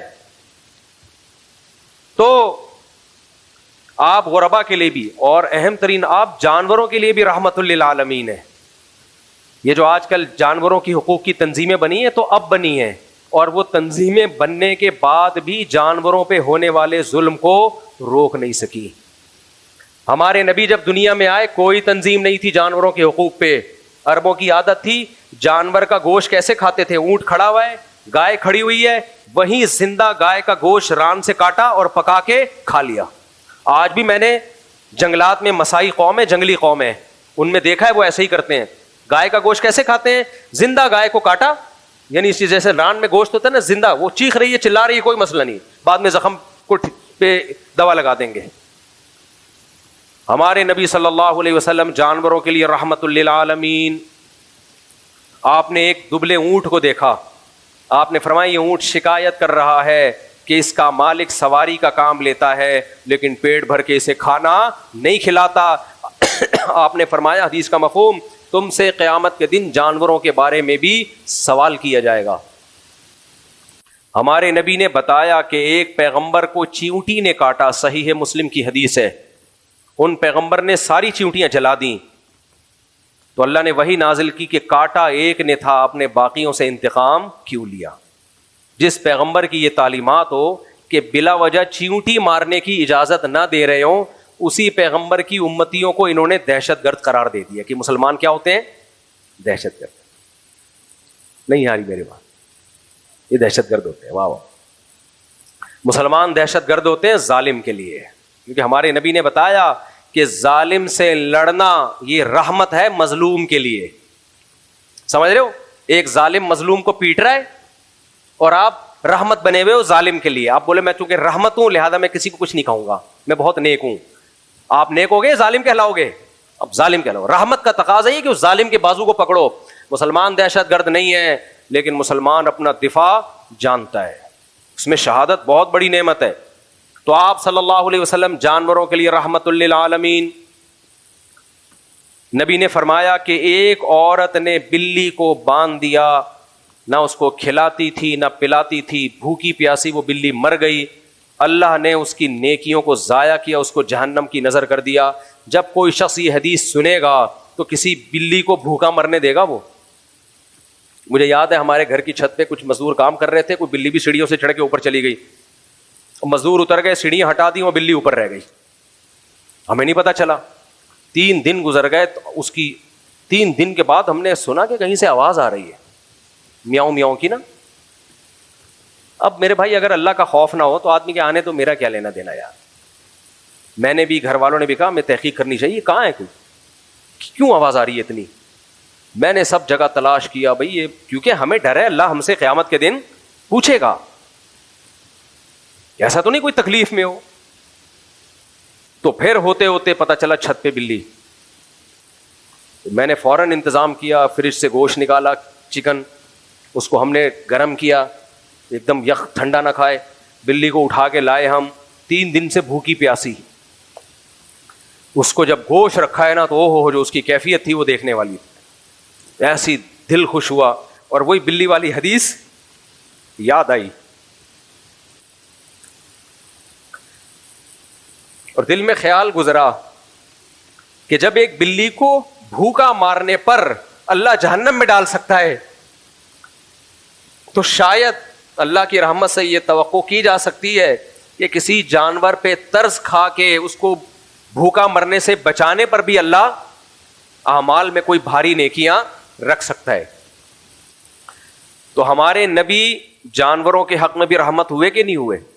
آپ نے فرمایا جب جانور کو ذبح کرو تو اپنے چاقو کو تیز کر لیا کرو. اچھا یہ بھی ایک اسلام کی، بس یہ بات بتا کے بیان ختم کرتا ہوں. دیکھو اسلام نے جن جانوروں کو ذبح کرنے کا حکم دیا نا اور جن کو حرام کر دیا، اس میں بڑی ایک بہت ساری حکمتوں میں ایک حکمت یہ بھی ہے کہ جن جانوروں کا گوشت حرام ہے اکثر وہ بہت ذہین ہوتے ہیں. جیسے بندر ہے، کتا ہے، جب آپ ان کو کاٹتے ہو نا تو دوسرے کو موت کا خیال آنے لگتا ہے. آپ ویڈیوز دیکھو چائنا کی، ایک کتے کو مار رہے ہیں، دوسرے کتے کی چیخیں سنا کرو جو ابھی مرا نہیں ہے، اس کو شعور ہوتا ہے کہ میرے ساتھ بھی ہونے والا ہے، وہ ایسے اندر سے آوازیں نکال رہا ہوتا ہے کہ انسان کو ترس آ جاتا ہے. لیکن آپ گائے ذبح کرو، ساتھ میں دوسری گائے دم ہلا رہی، اس کو پتہ ہی نہیں ہوگا، اس کو پتہ ہی نہیں ہوگا کہ میرے ساتھ کیا ہونے والا ہے. وہ انجوائے کر رہی ہے لائف کو، وہ کیا کر رہی ہے؟ دم ہلا رہی. یہ بھی رحمت ہے کہ وہ جانور کاٹنے کا حکم دیا جن کے پاس دماغ نہیں ہے، ذہانت نہیں ہے، کیونکہ ان کو احساس ہی نہیں ہوتا کہ کیا ہونے والا ہے ہمارے ساتھ. لیکن یہ جو جانور ہیں، بندر، کتے، بلیاں، ان کو احساس ہو جاتا ہے. تو جو ذبح ہو گیا وہ تو ہو گیا، جو نہیں ہوا وہ بھی جیتے جی ذبح ہو گیا. تو بھائی کوئی ایک پہلو سید الانبیاء صلی اللہ علیہ وسلم کا سیرت کا ایسا نہیں ہے جس پہ انسان بولے. 20 پہلو ہیں، ہر پہلو سے، ہر ذی روح، ہر جاندار چیز پر نبی صلی اللہ علیہ وسلم کا احسان نظر آئے گا ہمیں. اس لیے قرآن یہ کہنے میں، حق بجانے میں وقت پورا ہو گیا، ورنہ میں اس کی ابھی اور 20 مثالیں دیتا کہ اگر نبی صلی اللہ علیہ وسلم دنیا میں نہ آتے، خدا کی قسم نہ جانور انسانوں کے ظلم سے محفوظ. اور آپ جاؤ ان فارم ہاؤس میں جو خنزیر پالتے ہیں، ان میں جانوروں کے بچوں کے ساتھ کیا سلوک ہوتا ہے. یوٹیوب پہ ویڈیو پڑی ہوئی ہیں. یہ جانوروں کی حقوق کی تنظیمیں اپنی جگہ، لیکن کوئی نہیں سنتا ان تنظیموں کی. جس طرح جانوروں کو مارا جاتا ہے جو بیمار ہو جاتے ہیں، کس طرح ان کو بے دردی سے قتل کیا جاتا ہے، بہت اس میں ڈیٹیل ہے، بہت تفصیل ہے. آپ جائیں گے یوٹیوب پہ ویڈیوز پڑی ہوئی ہیں کس طرح زندہ کتے کو اٹھا کے کڑھائی میں ڈالا جاتا ہے. آج بھی ہو رہا ہے دنیا میں، یہ زندہ مرغے کو اٹھا کے جلتی بھی کڑھائی میں ڈالا جاتا ہے. یہ سب دنیا دیکھ رہی ہے. ہم پہ کس نے پابندی لگائی ہے؟ ہم جانوروں کی حقوق کی تنظیموں کے خوف سے ایسا نہیں کر رہے، بلکہ ہم جانور پر احسان کس کی تعلیمات کی وجہ سے کر رہے ہیں؟ نبی صلی اللہ علیہ وسلم کی. کیونکہ آپ نے فرمایا کہ ہر جاندار چیز پر احسان کا اللہ نے ثواب رکھا ہے، اور حدیث کا مفہوم ہر جاندار چیز کو بلا ضرورت تکلیف پہنچانے پر اللہ نے عذاب رکھا ہے. تو آپ انسانوں کے لیے بھی رحمت، آپ مردوں کے لیے بھی رحمت، آپ عورتوں کے لیے بھی رحمت، آپ ماں باپ کے لیے بھی رحمت، آپ اولاد کے لیے بھی رحمت، اور آپ جانوروں کے لیے بھی رحمت. جتنی تنظیمیں اس وقت دنیا میں مختلف حقوق کی بنی ہیں، ان تمام تنظیموں کے حقوق کی محنتیں اور ان پہ جو سرمایہ خرچ ہو رہا ہے وہ اپنی جیب سے تھوڑی خرچ کر رہی ہیں، اربوں خربوں روپے ان پہ خرچ ہو رہے ہیں. ان کی موٹیویشن کا آؤٹ پٹ دیکھیں کیا ہے. اور ایک سید الانبیاء صلی اللہ علیہ وسلم جنہوں نے ہم سے کوئی اجرت نہیں مانگی، ان کی موٹیویشن کا اثر دیکھیں تو ترازو کے ایک پلڑے میں رکھیں تو ہزاروں گنا نبی صلی اللہ علیہ وسلم کی رحمت کا جو عنصر ہے وہ آج جو دنیا میں انسانی اور جانوروں کے حقوق کی تنظیمیں کام کر رہی ہیں اس سے ہزاروں گنا زیادہ ہے. تو اس لیے میرے بھائی ہم ببانگے دہل یہ کہتے ہیں کہ قرآن نے جو کہا وما ارسلناک الا رحمۃ للعالمین، آپ سراپا تمام جہان والوں کے لیے رحمت ہیں. 1400 سال کے بعد بھی قرآن کا یہ معجزہ آج دنیا اپنی آنکھوں سے دیکھ رہی ہے. باقی جو اعتراض کرنے والے ہیں تو گھوم پھر کے 2-4 چیزوں پہ اعتراض کرتے ہیں کہ نبی نے اتنی شادیاں کیوں کی، آپ کی عمر اتنی تھی تو سیدہ عائشہ 9 سال کی عمر میں تھی، ان سے نکاح کیوں کیا. یہ 2-4 چیزیں ہی گھماتے رہیں گے قیامت تک. حالانکہ اس کا بھی علماء جواب دے چکے ہیں. کوئی نیوٹرل ہو کے نبی کی سیرت کو دیکھے گا تو یہ کہے بغیر اس کے پاس کوئی چارہ نہیں ہے کہ واقعی آپ اللہ کے پیغمبر ہیں. اللہ کے سفیر اور نمائندے ہی کی دعوت میں اتنی پاور ہوتی ہے، کسی عام بشر میں ایسی طاقت نہیں ہوتی. اللہ ہم سب کو سمجھنے کی، عمل کی توفیق عطا فرمائے. وما علینا الا البلاغ. ہاں بھائی عبد الوہاب بل ریاض الدین کہاں ہیں؟ جلدی سے آ جائیں، گرمی ہو رہی ہے. آپ ماشاءاللہ ماشاءاللہ. دعا علی بنت اصغر علی، دلہن کا نام، دلہن کے وکیل کون ہیں؟ آپ ہیں. مہر کی رقم 20,000. آپ نے مجھے اجازت دی کہ میں دعا علی بنت اصغر علی کا نکاح عبد الوہاب بل ریاض الدین سے کروں. 20,000 مہر میں اجازت ہے؟ الحمد للہ نحمده ونستعینه ونستغفره ونؤمن به ونتوکل علیہ ونعوذ بالله من شرور أنفسنا ومن سيئات أعمالنا من يهده الله فلا مضل له ومن يضلله فلا هادي له ونشهد أن لا إله إلا الله وحده لا شريك له ونشهد أن سيدنا وحبيبنا وشفيعنا وسندنا محمدا عبده ورسوله صلى الله تعالى عليه وعلى آله وأصحابه وبارك وسلم تسليما كثيرا كثيرا. أما بعد فأعوذ بالله من الشيطان الرجيم. بسم الله الرحمن الرحيم. يا أيها الناس اتقوا ربكم الذي خلقكم من نفس واحدة وخلق منها زوجها وبث منهما رجالا كثيرا ونساء واتقوا الله الذي تساءلون به والأرحام إن الله كان عليكم رقيبا. وقال تعالى يا أيها الذين آمنوا اتقوا الله وقولوا قولا سديدا يصلح لكم أعمالكم ويغفر لكم ذنوبكم ومن يطع الله ورسوله فقد فاز فوزا عظيما. وقال النبي صلى الله عليه وسلم النكاح من سنتي وقال فمن رغب عن سنتي فليس مني. وقال النبي صلى الله عليه وسلم تزوجوا الودود الولود فإني مباهي بكم الأمم. وقال النبي صلى الله عليه وسلم تزوجوا ولا تكونوا كرهبان النصارى. جناب عبد الوہاب بلد ریاض الدین، میں نے 20,000 روپے مہر میں آپ کا نکاح دعا علی بنت اصغر علی سے کیا. آپ نے اس نکاح کو قبول کیا؟ قبول ہے. ماشاءاللہ، بڑی خوشی ہوئی. دعا کریں اللہ تعالیٰ برکت دے. الحمدللہ رب العالمین والعاقبۃ للمتقین والصلاۃ والسلام علی رسولہ الکریم وعلی آلہ وصحبہ اجمعین. اے اللہ اس نکاح کو اپنے دربار میں قبول فرما. اے اللہ اس کی برکتیں زوجین کو تا دم حیات نصیب فرما. آپس کے اختلاف و انتشار سے، لڑائی جھگڑوں سے، ہر قسم کے شر فساد سے اللہ ان دونوں کی ہمیشہ کے لیے حفاظت فرما. اے اللہ اس نکاح کو دونوں کے خاندانوں میں جوڑ کا، محبتوں کا ذریعہ بنا. جس کی جو جائز مراد ہو اس کی مراد کو پورا فرما. ربنا آتنا فی الدنیا حسنۃ وفی الآخرۃ حسنۃ وقنا عذاب النار. صلی اللہ تعالی علی خیر خلقہ محمد وعلی آلہ وصحبہ اجمعین. اللہ قبول فرمائے بھائی، اللہ بہت مبارک کرے. ماشاءاللہ، دل سے دعا ہے آپ سب کے لیے. اپنا آپ خود سے خیال رکھنا، ٹھیک ہے؟ یہ سمجھ رہا ہے بیوی خیال رکھے گی میرا، اس لیے میں نے اس کو بول دیا اب اپنا خود خیال رکھنا.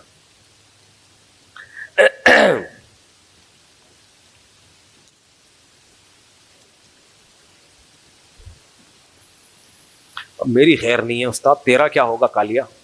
تم لوگ تو آتے ہو بیان سن کے چلے جاتے ہو. جو میرے واٹس ایپ پہ دھمکیاں آتی ہیں نا مجھے، میں ابھی اپنا واٹس ایپ کھول کے آپ کو دکھاؤں اور مجھے جو دھمکیاں ملتی ہیں اس پہ میں تو ایف آئی آریں کٹا سکتا ہوں. جو قتل کی دھمکیاں، ابھی میں نے انجینئر کے بارے میں بیان کیا نا کہ 295C نہیں لگتی، اس پہ جو مجھے واٹس ایپ پہ دھمکیاں آئی ہیں کہ تو بھی گستاخ ہے، تو بھی واجب القتل ہے. پورا ایک طویل سلسلہ دھمکیوں کا چل رہا ہے. سمجھ رہے ہو کہ نہیں سمجھ رہے؟ پورا ایک طویل سلسلہ چل رہا ہے اور کہہ رہے ہیں تو نے انجینئر کو فیور کیا ہے. اچھا، میں نے اسی بیان میں جس میں میں نے پچھلے جمعے کے بیان میں یہ کہا تھا کہ 295C کا کیس نہیں بنتا، اسی میں میں نے آگے پورا بیان سنو، پوری میں نے ڈیٹیل بتائی ہے کہ بھائی میں اس آدمی کو فیور نہیں کر رہا، اس کو میں نے فیور کرنا ہوتا میں جہلم تھوڑی جاتا. پوری ڈیٹیل میں نے بتائی ہے. بھائی ہم اس کو فیور نہیں کرتے، اس کی جو غلطیاں اس کو غلطی کہا جائے گا، لیکن اور پھر میں نے یہ بھی بتایا کہ 295C کا قانون درست ہے، یہ قانون تبدیل نہیں ہونا چاہیے، ختم نہیں ہونا چاہیے، لیکن اس کا غلط استعمال رکنا چاہیے. کتنا بیلنس بیان تھا. ادھر سے الگ دھمکیاں آ رہی ہیں کہ تو گستاخوں کو سپورٹ کر رہا ہے، اور اپنے والوں سے الگ دھمکیاں آ رہی ہیں. اپنے والوں سے وہ دھمکیاں یہ آ رہی ہیں کہ وہ بھی دھمکیاں دے رہے ہیں کہ تم اس کو گستاخ کیوں نہیں قرار دے رہے. تو یار ہم تو دونوں طرف سے ہی گئے. اپنے دیوبندی بھی ہمیں لتاڑ رہے ہیں اور وہ جو دوسری پارٹی ہے وہ تو ویسے ہی لتاڑ رہی ہے. ہم تو بالکل تنہا ہو گئے. کیا خیال ہے؟ تو ہم نے مشورہ کیا، ہم نے کہا بھائی جو حق ہو اس کو بیان کرنا چاہیے. باقی انجینئر کو سپورٹ کرنے کا تو سوال ہی پیدا نہیں ہوتا میرے بھائی. اس کی جو بدماشیاں، اس کی جو بدتمیزیاں، جو صحابہ کے بارے میں نازیبہ کلمات، ہم تو صرف 295C کے، کیونکہ جب آپ کسی کو گستاخ قرار دیتے ہو تو اس کا مطلب کافر قرار دے رہے ہو. اور جب ہم فتویٰ سیکھتے ہیں نا اس میں سب سے پہلے یہ اصول سکھایا جاتا ہے کہ کچھ بھی ہو جائے تمہارے قلم سے، تمہاری زبان سے کسی کے لیے کافر کا لفظ نہ نکلے جب تک صاف طور پہ کوئی اسلام چھوڑنے کا اعلان نہ کر دے. یا ایسی معاذ اللہ گستاخی کرے جس میں توہین کا ایک پہلو کے علاوہ کوئی پہلو نکلتا ہی نہ ہو, جس میں پتا چلے کہ اس شخص کی نیت توہین ہی کی تھی اور کوئی نیت ہو ہی نہیں سکتی. جب تک 1% بھی چانس ہونا اس کو گستاخی کے فتوے سے بچانے کا, تو اس کو بچایا جائے گا. تبھی تو میں نے ریفرنس دیا تھا کہ آپ مجھ پہ اگر اعتراض کرتے ہو تو آپ دارالعلوم کرنگی سے فتویٰ لے لو. وہ بھی تو علماء, ان کو بھی تو دیوبندی کہا جاتا ہے, حالانکہ وہ اپنے آپ کو دیوبندی نہیں کہتے, وہ سمپل مسلمان کہتے ہیں, لیکن لوگوں نے ہم سب کے کھاتے میں دیوبندیت کا نام ڈال دیا ہے. بھائی ہم تو وہ مسلمان ہیں جو ہندوستان میں جب اسلام آیا تھا ہم اس کو فالو کر رہے ہیں, تو ہمیں جو لوگوں نے دیوبندی کا بریلویوں سے فرق کرنے کے لیے کہا, ورنہ ہمارا کوئی فرقہ نہیں ہے. آپ دارالعلوم کرنگی سے فتویٰ لے لو, آپ بنوری ٹاؤن سے فتویٰ لے لو, جامعہ فاروقیہ سے ریٹن فتویٰ لے لو, کوئی بھی اس بیس پہ انجینئر کو کہ اس نے عیسائیوں کی طرف غلط بات منسوب کی ہے, یہ کیس تو بنے گا کہ عیسائیوں پہ جھوٹا الزام لگایا, یہ کیس بھی بنے گا کہ عیسائیوں کے بارے میں غلط بات کی.